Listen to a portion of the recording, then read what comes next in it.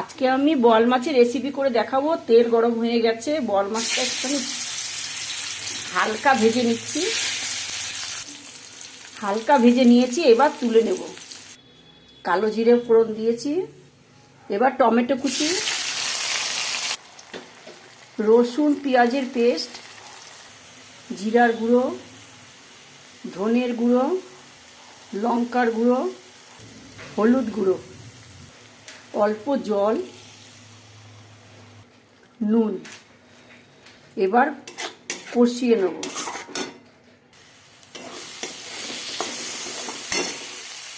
কষানো হয়ে গেছে, এবার অল্প জল দিলাম। এবার মাছগুলো দিয়ে দেবো।